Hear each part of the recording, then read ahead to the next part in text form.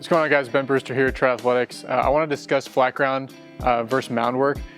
So over the years, my thinking has kind of evolved a little bit on this, where traditionally in a on-ramping program or in a rehab throwing program, we kind of always saw it as, hey, let's ramp up to higher intensities on flat ground first, and once we've reached those high intensities on flat ground, now it's time to get on the mound, do another mini on-ramp, and then build up intensity from there, where we kind of view flat grounds as like this checkpoint in a rehab throwing or in an on-ramping phase. Part of the thought process there is that there's kind of this myth and assumption, which we'll get into in a second, about flat grounds being lower stress than the mound, and so kind of using it as a stress ramper from that standpoint. However, we'll get into why that's probably a flawed idea. But just kind of comparing the pros and cons here to get into my thought process.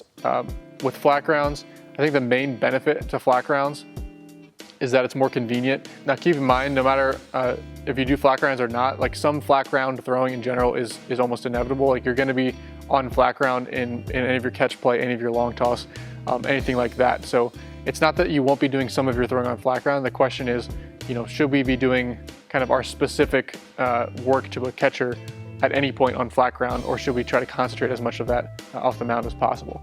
So it's convenient. That's really a big reason. Guys don't want to go ask a catcher. Most teams don't have like 6 available catchers to just catch the entire staff every other day for if they want to throw additional bullpens. Comfort, it's just something that most pitchers have always done. It's part of a routine. And so, I think this is a big reason that it was really in our programs for a while as a primary thing. And a lot of pitchers continue to throw flat grounds. It's not that they've really put a ton of thought into it. It's just what they've always done. They're comfortable and it's easy. Obviously a little bit of a lower pressure informal scenario where you don't have a coach necessarily on there watching your bullpen because you're just throwing to a catch play partner.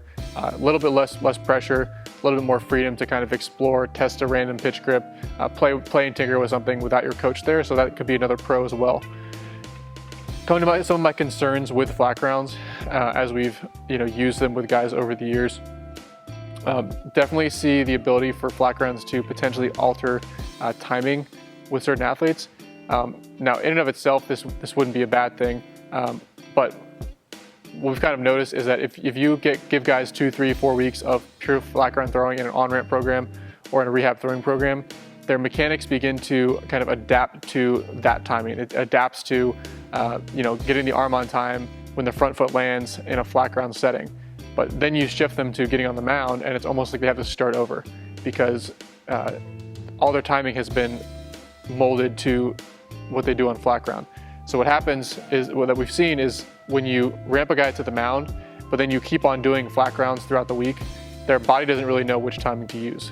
And so flat grounds can actually be detrimental. My experience, once you've ramped a guy to the mound, if you keep having them throw random flat grounds throughout the week, versus what we've seen, which I'll get into in a second, once they've been ramped up to the mound, trying to have as consistent a signal as possible to the body, to their mechanics, and to their timing.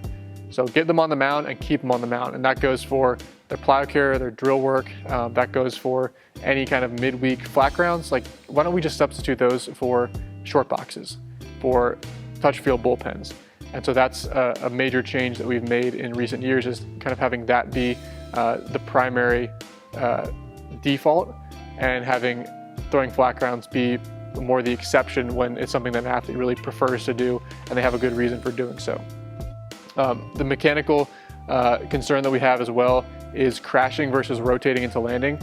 So typically flat ground mechanics, because you don't have that extra slope to work with, on flat ground you really aren't going to see guys rotating down into landing all that well, versus when they start using the slope really, really well, you start to see that instead of crashing into landing linearly, they start to really have this kind of step over move that Paul and I coined, where they're really rotating and driving down into landing and maximally utilizing that slope. This is something that we've seen when we do too many flat grounds, or we spend a month in an on-ramp working on flat grounds. They get on the mound. A lot of times they start to have this kind of crashing into their front leg mechanics, where it's just a back to front crash. and it takes them another 2, 3, 4, 5 weeks to remember and feel what it's like to rotate down into landing. Can we expedite this process to where it doesn't take 2 to 4 weeks sensitizing them to flat ground, but we instead spend those 2 to 4 weeks sensitizing them to the slope while they're still on ramping, so that there's less of a learning curve and we can maximally invest that time in their throwing program. The other issue with flat grounds is that some athletes just don't have the mobility to actually pull it off and execute good patterns, good timing. I don't know if you've ever seen a video of Justin Verlander throwing on flat ground, but he does not get his arm up on in a good position. His shoulders are still uphill. He's not getting into his back leg very well. He's a guy who doesn't have a great hip internal rotation, like doesn't have some of the mobility that other pitchers have in his hips and his lower half. So he can't time it up. He needs the slope, from everything I can tell, to time up his mechanics. And so for him, like, why would you reinforce a lesser version of his mechanics when you know that things start to sync up a lot better for him when you put him on the slope? So from a flat ground standpoint, that's kind of what I'm seeing. From a mound standpoint, obviously we're looking at much higher specificity. So we're now training the patterns in an environment that's much more similar to what you're actually going to be seeing in a game context. Obviously there's a slope, you're going to have a real catcher there. There's going to be a little bit more game pressure, coach watching, teammates watching, potentially a stand-in hitter, catcher calling counts. It's going to be more game-like in general. A big thing is recognizing from our standpoint that, hey, it's not actually lower stress to throw a flat ground versus the mound. And there's multiple resources that have come out and studies that have come out that have shown comparable or even relatively lower arm torques when comparing the mound versus flat ground. So suddenly you take that argument off the table, and that was really the only convincing argument that kind of ever existed for why flat grounds needed to be thrown in the first place, outside of convenience. We also look at the fact that the majority of our weekly repetitions from throwing are going to happen on flat ground anyway. So we're already doing catch play, we're already doing some sort of long toss for most players. If you're throwing plyometric balls or kind of pre-throwing drill work, the majority of players do that on flat ground as well, into a wall or into a net. So we're already getting a high percentage, 75, 80% of our throws on flat ground. We're not like hitters where we can just take 300-400 hacks a day. You only get so many reps a week that are going to be in a game-like environment.